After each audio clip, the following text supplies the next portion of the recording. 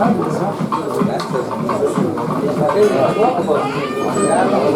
the unwavering oceans.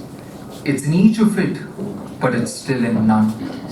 It's everywhere, but still on the verge to be nowhere. Water. This edition calls yet for another change with SDG 6, clean water and sanitation for all. With over 115 delegates from 25 different countries, this edition of Technoscape is bigger than ever. And with that, for a harmonious enlightening... The Chief Guest, Srimati Dhanalakshmi Ma'am, Joint Secretary, DST. Guest of Honor, Mr. Abdul Wahab, MD, KH Export. Respected Vice President, sir. Welcome, sir. Vice Chancellor, ma'am. Pro Vice Chancellor, sir. Welcome, sir. Registrar, ma'am. Welcome. Delegate from India and abroad, deans and directors, my faculty colleagues, students, and all members on and off the dais. Very good afternoon. It's given me an immense pleasure to welcome each one of you. Sir, please, sir. Sir.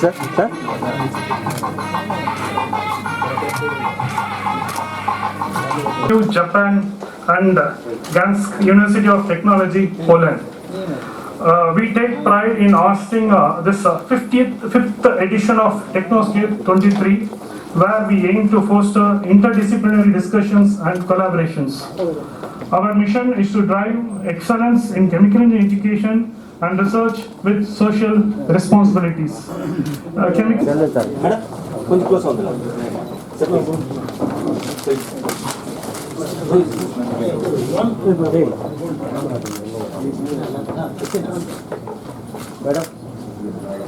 Sir, please.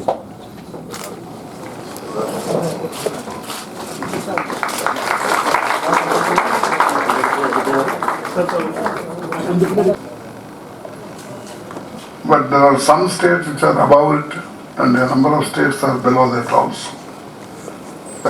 Sir, respected dignitaries on the dais and off the dais, and delegates of today's Technoscope meeting. Good afternoon, everybody. Iniya Madhiya Vanakkam and Ellarkum. So, I have always wondered, civilization always started with water. You have chosen a very nice topic of Technoscope 2023 by selecting water as your topic for discussion in this conference, which is attended by 16 world countries, because water has always given birth to civilization and nurtured civilization all along. Indus Valley civilization was born in the bank of river Indus. The other civilization in the world, like Roman civilization, the Egyptian civilization, all civilization were born in the river banks. And water not only nurtures the civilization, mind you, it has the capacity to destroy any civilization. I know there is a most accepted theory for destruction of the Indus Valley civilization is that when the river water's direction was manipulated due to political reasons, one direction of the river was leading to famine and poverty. The other direction where the greedy people resorted the water led to flood and destruction. Either way, there was destruction because we manipulated with the system of the natural movement of water. And I don't think if you don't learn your lessons from history, you are going to pay the price for it. And the recent trailer for that movie which I am talking about was the Madras flood, in which 4 days all people and life came to a standstill. Madras never sleeps, but this time Madras was forced to be locked up inside the house. People were locked up inside the house for 4 days because we failed to protect our natural resources, natural landscapes like lakes and small water bodies. we utilize them for our economic development. No doubt we need economic development. Being in the helm of the government, I don't have any second thought on whether we need economic development or not. Now my question to all of the delegates over here, is our economic development more important than our life? Should we develop at the cost of your safety and security? There always is a thin line of distinction between greed and need. Let us restrict ourselves to the need of the hour. Let's not go into the greedy side and create such kind of natural disasters which cannot be controlled. You know, creation of these kind of disasters are in our hand. These disasters are man-made, they are not God-made. But controlling these disasters are not an easy task. You know, after every disaster, the most affected people are the economically weaker section of the society. And relief and rehabilitation takes maximum amount of government's energy, efforts and money, which otherwise would have been productively used for productive development of the country. So, please learn the history and never manipulate with the water system of the country. In addition, I would say there was a recent, history always says all wars in the country was fought for water. You know, all these people who came as the invaders into our country, like people from Kandahar region, people from West Arabian countries, they did not come here to plunder us. They came in search of wealth which was abundant in this Indus Valley, river Sindh, wherever this river Sindh, Ganga, Yamuna was flowing, the wealth was so much, they were attracted to the wealth of us and they came all the way crossing deserts, facing a lot of difficulties to plunder us because we were displaying our wealth. In 600th century, the historians have estimated that the GDP of India was 22% more than the average GDP of any country in the world. Imagine, how did we earn such high GDP? That's because we used our waterways, the sea means, to conduct trade with other countries, and we sold our spices, our metals and our wares, and in return we earned money which made us the best in the world. But unfortunately, during the British rule in India, they exploited us not through other means. The water-intensive works were outsourced to India. The plantation of cotton, plantation of indigo, which consumes lot of water, the manufacture of dyes, which consumes again more water, the process of creating raw materials for their manufacture, all these water-intensive activities were outsourced to India through their vast railway network. They bleeded our country, $450 billion sterling pound worth. Money was looted from the country, and with that money, mind you, they annexed the entire world. They conquered the entire civilization. China, Japan and all other countries which the British conquered was sponsored by us. Our water resources sponsored all those conquerors. So now coming to the actual point of today's meeting, water. You know, there was a very urgent parliamentary committee meeting recently last month where all the secretaries of scientific ministries like DST, DBT, Department of Science and Technology, Department of Biotechnology, ICMR, CSIR, all these scientific heads, ministries heads were called urgently for a united meeting which included ICMR head, Niti Aayog head. Niti Aayog is the earlier planning commission. Niti Aayog head and PMO, in PMO we have principal scientific advisor to the PM. All these people were assembled, called for a parliamentary standing committee meeting. You know what was we all went with a lot of presentation, we are good at it. We have been trained to do that. We are good at it. We went with a beautiful presentation saying so many scholarship we have done, so many technology innovation hubs we have created, so much startups we have founded, so many incubators we have developed, all these technologies we have done.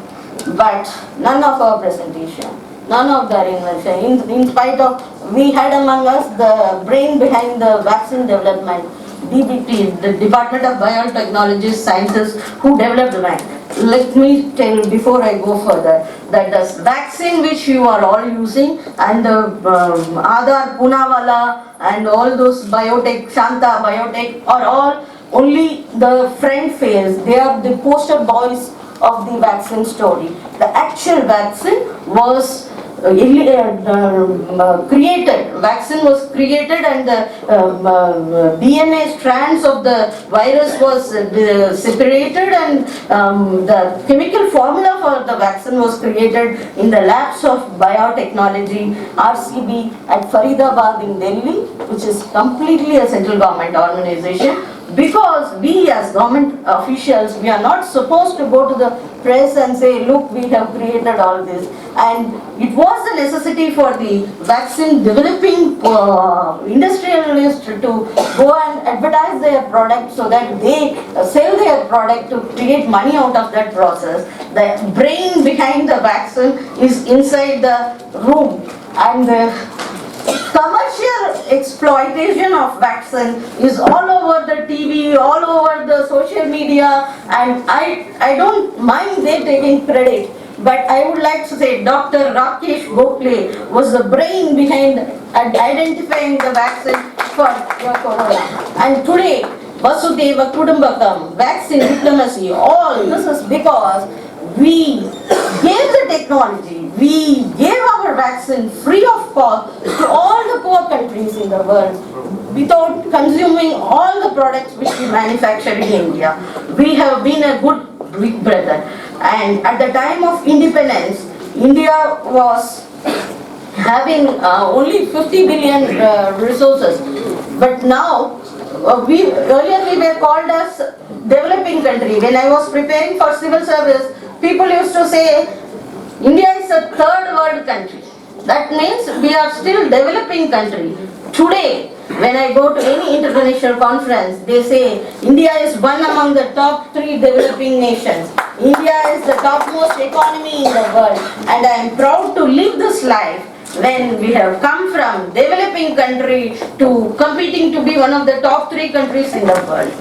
Thanks to all the intellectual brains and the intellectual creating professors and teachers over here, I hope we will certainly reach that stage once. So now the parliamentary committee wanted a solution for arsenic poisoning of the water. All the river bed of Ganges river was getting effluents from the industries, pharmaceutical industries and other industries. All this effluents was pumped into the river Ganges and the groundwater has become polluted with arsenic, as a result of which the people living in 300 kilometer radius of the river Ganges are invariably affected by cancer. At least one in a family has cancer and they come to aim for treatment, aims daily for treatment to this cancer.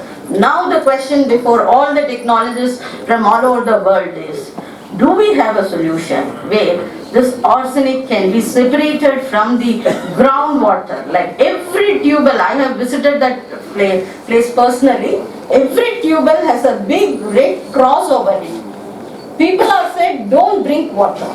What will they do? How do we sustain without drinking water? We can live without food for some time, at least 3-4 days. During Chennai flood, people who have lived without food for 3 days. But can we live without water? How will the people drink water if all the tube wells are crossed with red mark by the local agencies and said don't drink water? Okay, they are buying water. What is the guarantee that the bought water doesn't have the arsenic contamination? It's also again groundwater. Do you have any other source of water other than the groundwater?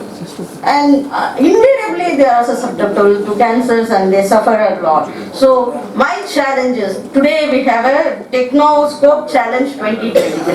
If any of the water water technologists here can find a solution to the arsenic pollution of groundwater which causes cancer, mail us. We are available at DST website. Mail us and your technology will be awarded, rewarded, and you will be treated, we will fund your research and we will incubate you into a big company which produces solution. So finally, I come to this one solution. What we have done, the Department of Science and Technology has already created a nano-membrane technology which enables atmospheric water generation integrated with concentrated solar photovoltaic modules to improve the water concentration rate and drainage rate. We have installed 2 atmospheric water generators at Iragampalli, Chinnamalai, Taluk, District Chikbalapur, Karnataka. In addition, we have sponsored rainwater harvesting system of 685 recharge aquifer technology where rainwater tanks are constructed which can store 137 lakh litre of water at household level in Junjunara, Rajasthan. Now, I am proud to announce that VIT Vellore and NIH Roorkee has entered into an agreement in which Department of Science and Technology provides facility for riverbank filtration at Tungabhadra River in Karnataka, by which 2,000 people are benefited. In addition, to meet the SDG goal of 6 of providing drinking water to all the communities in the world, we have a sustainable practice of reducing, reusing and reverse osmosis, reverse pumping of water into the system so that the water is zero. Now I'll conclude my speech with the final conclusion that first of all, let us not approach the day zero where the world will not have a drop of water. So we have seen tsunami, we have seen pandemic which was only in the books we read, but we were the only generation which has seen in our life. No, let's not bring one more disaster on us which cannot be controlled by anybody. So we have to conserve water at any cost, and Department of Science and Technology has funded several projects, and in future also we promise you we are ready to find anyone, bring some exceptionally good technology which breaks the gas ceiling, which is a cutting edge technology in water management, water preservation, water reuse and refiltering, which we will be glad to support.